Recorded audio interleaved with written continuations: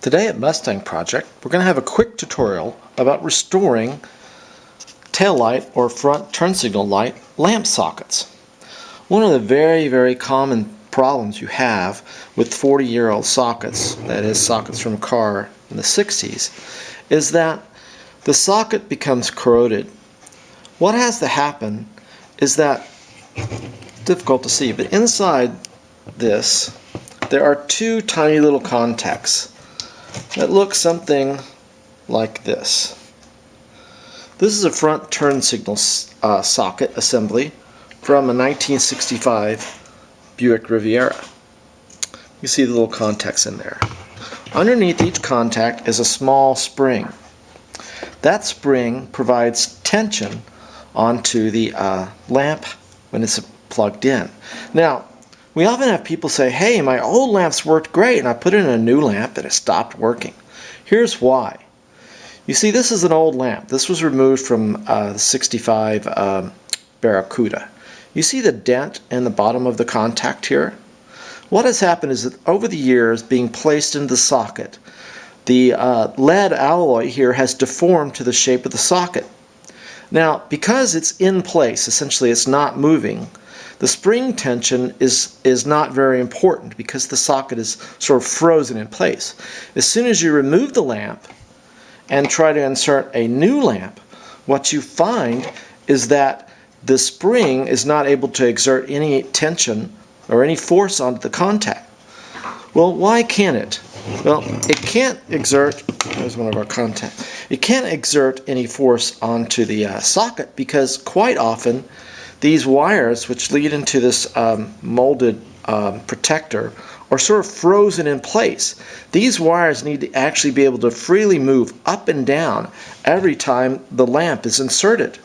If they can't do that, then the little springs inside here cannot exert any sort of force. Therefore, you get a circumstance where you take out your old lamp that was working, attempt to put a new lamp in, and suddenly it's not working. And that's because the leads are frozen in place. They can't push back on the socket.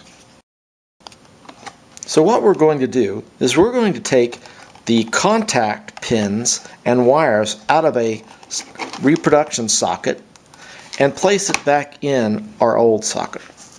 You see, the socket itself is in good shape. The housing is fine, it's not rusted through. The only situation we have that's unacceptable is that the wires are sort of frozen in. We really don't want to move this molded piece here because it's very special to the car and provides a nice seal. But we have to be able to have those wires move, or else any lamp we put in here in the future will have intermittent contacts. So what we're going to do is cut these leads off and insert new leads from this particular socket. Now, this is a reproduction socket made by Dorman. We sell these sockets, but you can purchase these sockets in many auto supply stores. This is part number 85825, Dorman. We're going to use the little contacts, and if our springs were in bad shape, we could also use the little springs. We won't use the housing. These housings in the old 60s cars are normally swedged on, so replacing the socket housing itself is often very difficult. But we'll show you how to do that. First thing we need to do is cut the petrified wires off, which we'll do now. So we've cut the wires off, and out falls the tiny little contacts that were inside. Contacts themselves are in good shape, but it was very obvious when we forced this out of there that these were petrified in place. Over the years, this plastic becomes sort of petrified, doesn't move. So what we'll do is we'll take out of our reproduction socket, we're going to take the two contact wires that came inside of it. We're going to reuse the contacts that are there. We'll put them into the housing from the front and splice them back onto the original wiring. So as you can see, we've removed the little contacts. You see the springs are intact in this particular housing. We've tested the springs. We find that they're springy, they're moving up and down, which is perfect for what we need to do. A little difficult to see because they're so far in there. But there are two of them in this front turn housing from the 65 Riviera. So now we simply take take out of the reproduction socket one of the new wires with the socket already crimped on. It's important that we leave it that way. We're simply going to feed this back through here. Okay, so we fed the new contacts with their lead wires from the reproduction housing back through the old housing. It's very important to note that on a front turn signal or tail light, the wires are polarized.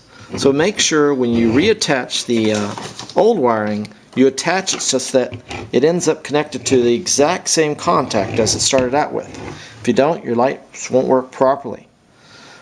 So here we've inserted the new contacts, and you can see that now when we pull on them, they spring back in place all by themselves. This means when we insert a lamp, it'll have spring tension and it'll stay properly. So for instance, this is one of our new high power XP lamps. Insert it into the socket, twist, and you can feel a good spring tension there. You can also feel that it doesn't rattle around loosely. And that's because the wires now have a little bit of space around the old petrified tubing, and they can move in and out freely. So that's our new tip from Mustang Project, how to restore 60s lamp housing without doing a whole lot of extra work. Again, you start with a Dorman front or rear socket, 1157 type. You remove the spring contacts out of it. You cut off the old contacts. You slide them out, slide in your new, and then you splice it all back together, being very careful to realize that you must keep the same polarity for the connections. Thank you very much.